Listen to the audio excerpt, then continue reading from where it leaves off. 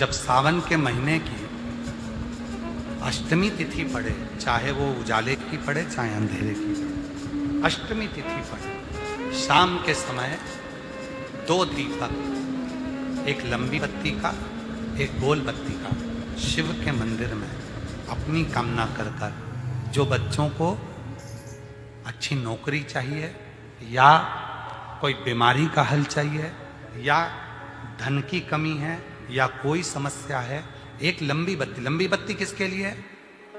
जम के बोलो, देवी के लिए। गोल बत्ती किसके लिए? देव के।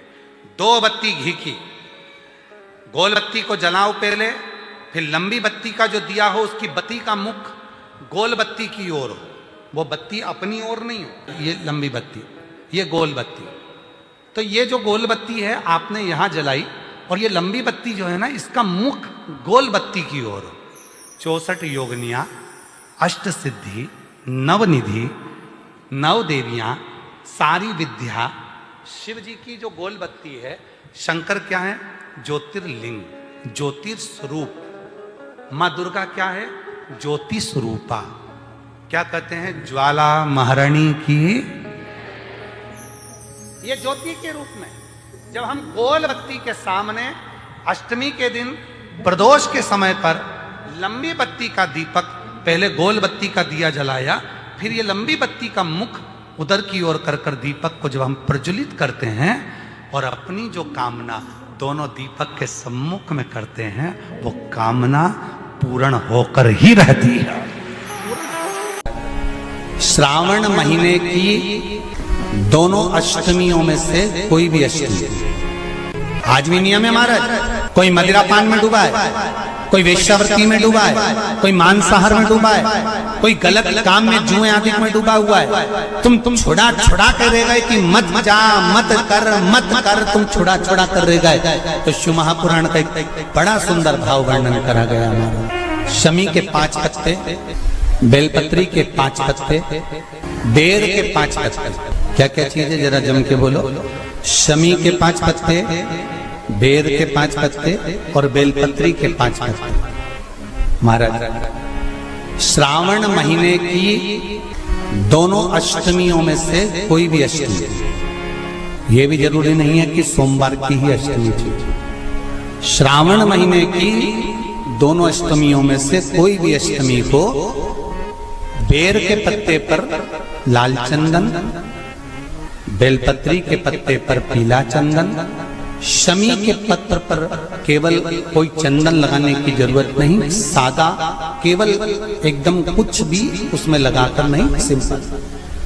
पहले लाल चंदन वाले पत्ते, फिर बेलपत्री के पत्ते, फिर शमी के पत्ते शिवलिंग के ऊपर समर्पित कर कर उसको उठाकर वापिस लाकर बेलपत्री के पेड़ के नीचे ही 1 लोटा जल समर्पित कर कर पहले पत्ते चढ़ा देंगे, फिर लोटा भर जल समर्पित कर देंगे। उसी चढ़े हुए पत्तों में से 5 बेलपत्र को लेकर अपने घर जा रहे और अवधूतेश्वर महादेव, कौन से महादेव? अवधूतेश्वर महादेव। ये अवधूतेश्वर महादेव कौन से हैं? आपको कथा में कई बार वर्णन करा गया है। शंकर भगवान को क्रोध आया, ब्रह्मा जी ने क्रोध को लिया, समुद्र में डाला। उस रूप को क्रोध का एक रूप था, क्योंकि जो मदिरा पान करने वाले होते हैं, व्यसन करने वाले होते हैं, गलत काम करने वाले होते हैं, इनको सुधार कर जाओ। जितना तुम समझाओगे ये उतना आग बबूला होंगे। तुम बच्चों से कहोगे गलत लड़के के साथ रह रहा मत रहे, तो और ज्यादा क्रोध करेगा, और चिड़चिड़ करेगा, और अपशब्द कहेगा। तो ये क्रोध को संयमित कर देगा। अवधूतेश्वर महादेव का स्मरण कर 5 पत्तों को लेकर आइए।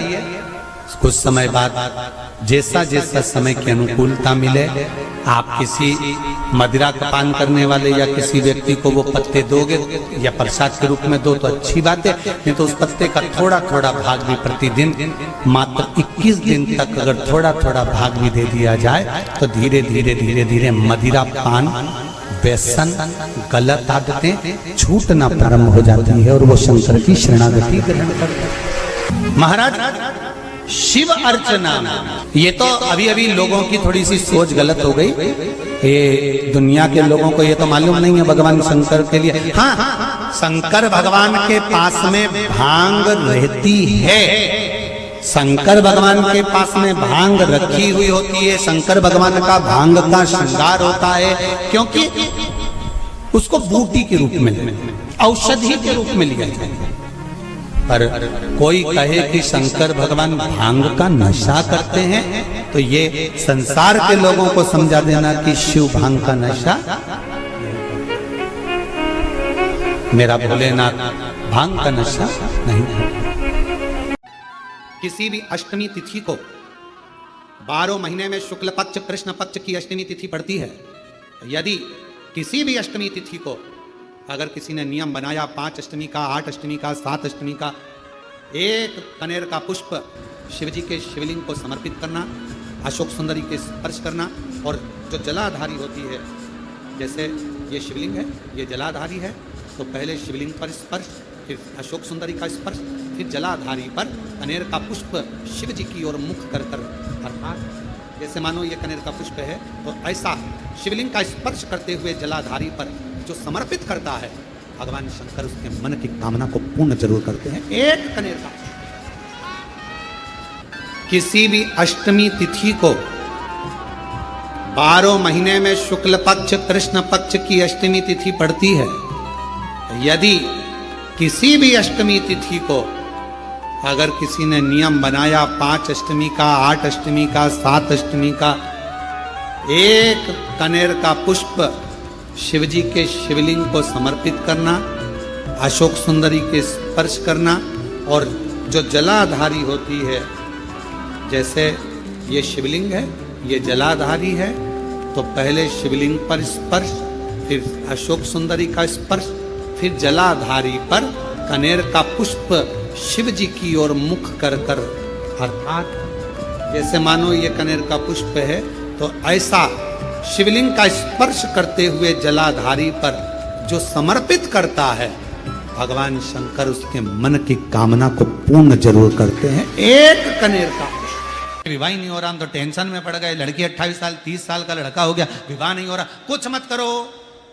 अष्टमी तिथि आए तो अशोक सुंदरी वाली जो जगह है वहां पर हल्दी की 7 बिंदियां लगा दो, लड़का लड़की का हाथ उस बिंदी पर रखवा दो, उसका नाम गोत्र बोलो, उसी हल्दी में उसके हाथ पीला करवा दो, और पीपल के पेड़ पर उस हाथ के 5 छापे पड़वा दो। 3 महीने में विवाह पक्का हो जाता है महाराज। इस शरीर में गांठ पड़ गई, गठान हो गई हो, शरीर के किसी भी अंग में अगर गांठ पड़ी है और उसका जांच करवाने का डॉक्टर ने बोला है, और जांच करवाने के लिए आप जा रहे हैं, बेले का फल, बेलपत्री का जो फल होता है, वो फल सूख गया हो, जिसको हमारे यहाँ नवरात्रे का यज्ञ होता है या शिव जी का यज्ञ होता है या अन्य यज्ञ होते हैं, तो बेल के फल की आहुति भी दी है।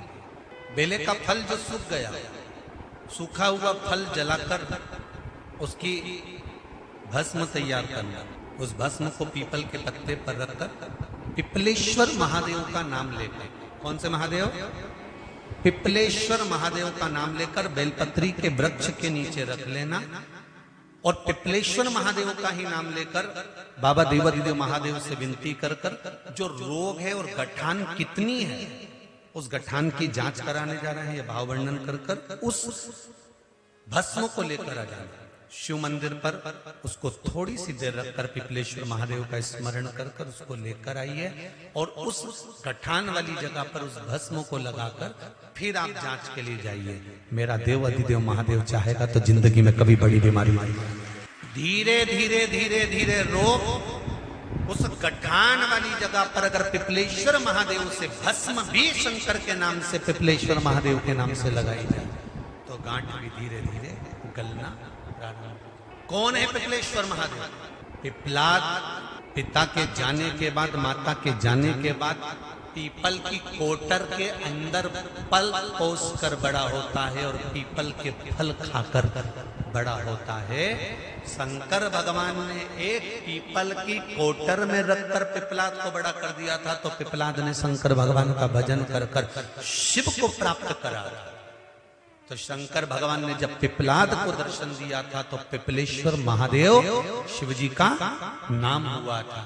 पिपलाद ने कहा था, भोलेनाथ मेरे दुख की घड़ी में आप खड़े हुए हो और मुझे सुख का भान कराया है। जब व्यक्ति के जीवन में बहुत भारी रोग हो और बहुत तकलीफ में हो तो मेरा पिपलेश्वर महादेव उसके हर क्षण सामने खड़ा हो, तो वो पिपलेश्वर महादेव के रूप में खड़ा। काशी में शंकर भगवान पर भस्म चढ़ती है, उज्जैनी में भगवान शंकर पर भस्म चढ़ती है। ये भस्म जो प्रसाद के रूप में आपको प्राप्त होती है, ये भस्म जो शिव के प्रसाद के रूप में प्राप्त होती है, ये भस्म जो शंकर पर चढ़ी हुई है, इसका प्रयोग कहाँ करना है, कैसे करना है, कब करना है, यहाँ तक इसका वर्णन है महाराज। पहले की कथाओं में भी इसका वर्णन किया गया कि हम जो मस्तक पर भस्म धारण करते हैं, त्रिपुंड धारण करते हैं, कंठ पर भस्म लगाते हैं, भुजाओं पर भस्म लगाते हैं, कलाइयों पर भस्म लगाते हैं, हृदय पर भस्म लगाते हैं, कर्णों पर भस्म लगाते हैं। जब यज्ञ करता ब्राह्मण यज्ञ पूरा करवाते हैं तो उस सुरवे को लेकर भस्म निकाल कर आपके कंठ पर, श्रवण पर, मस्तक पर, हृदय पर लगाते कि नहीं लगाते? उस भस्म का प्रमाण है, सुख का अनुभव करा। और कोई माताएं कह देती हैं, कोई बच्चा कह देता है मम्मी मुझे याद नहीं होता, याद करता हूँ परीक्षा हॉल में जाकर भूल जाता हूँ, मैं कुछ पढ़ता हूँ बाद में जाके भूल जाता हूँ, स्मरण में नहीं रहता। तो उनसे भी निवेदन है, आप माँ नील पाठ नहीं पढ़ सकते, स्तोत्र नहीं कर सकते, संस्कृत में नहीं पढ़ सकते, तो माँ नील सरस्वती के नाम से अष्टमी, नवमी और चतुर्दशी के दिन एक शंख पुष्पी पुष्प को, नीला कलर का जो फूल होता है बेल में लगा होता है, जो शिव जी को अति प्रिय होता है, उस पुष्प को आप जलाधारी पर रख दीजिए। जलाधारी जानते हो ना सब लोग, शिवलिंग पर नहीं, जलाधारी पर रख दीजिए और जल चढ़ाना 7 बार प्रारंभ करिए। बाबा देव अधिदेव महादेव आपको याददाश्तता में प्रवर करेगा। परीक्षा हॉल में जितना तुम याद कर कर गए हो, अच्छी मेहनत कर कर गए हो, तो भूलोगे नहीं, तुम्हारी बुद्धि तीव्र होती चली जाए, प्रबल होती चली। संपूर्ण मां पार्वती जी के हाथ में, दुर्गा जी के हाथ में जो चक्र है उसका नाम क्या है? जम के बोलो, मृत्यु मंजन। इसको अनायास ना ले, इसको अपने विचार में गलत भाव में ना ले। नारी का जो रजस्वला धर्म होता है, रजो धर्म होता है, नारी जो 7 दिन 5 दिन कार्य नहीं करती, रजो धर्म का जो उसका समय होता है, रजस्वला समय होता है, उस रजस्वला समय में कभी नारी के कोई प्रॉब्लम आ जाती है, कोई प्रॉब्लम आ जाती है, कोई परेशानी आ जाती है, कभी गर्भाशय में गांठ पड़ जाती है, कभी उसका रजो धर्म नहीं आ पाता, कभी रजो धर्म आता है तो निरंतर आता है। तो उस समय पर एक गूलर का फूल, एक घंटी वाला जो देवी जी को फूल चढ़ता है, जायसोन का बोलते हो, गूलर का बोलते हो, जिसका भी आप फूल बोलते हो, पुष्प लाल कलर का होता है, उसमें एक घंटी जैसा होता है, उसमें छोटे छोटे दाने से निकले होते।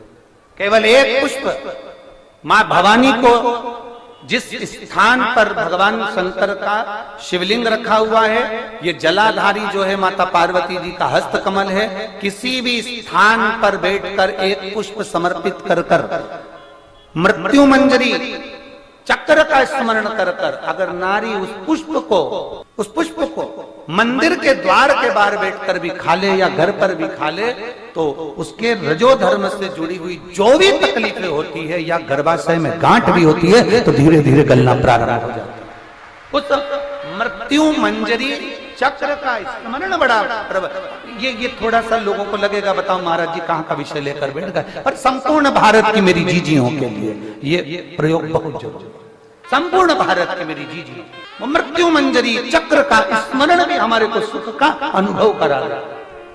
एक नारी के जीवन को सुखता प्रदान करता, आनंदता प्रदान करता। जैसे संतान नहीं होने पर आप सफेद आंकड़े की जड़ बांधते हो, कौन सा नाम लेते हो? तुम रुकेश्वर महादेव का। तुम रुका जी का नाम लेते हो, 21 बार घुमाते हो, कमर पर बांध लेते हो, संतान का सुख प्राप्त हो जाता है। ऐसे मृत्यु मंजरी चक्र का स्मरण, जब जब नारी को कोई तकलीफ आ रही है, डॉक्टर ने बोल दिया गर्भाशय में गठान पड़ गई, गर्भाशय में गांठ पड़ गई है, रसोली पड़ गई है, उस समय पर आपको स्मरण होना चाहिए, उस समय पर आपका स्मरण होना चाहिए। थोड़े दिन प्रयोग करिए।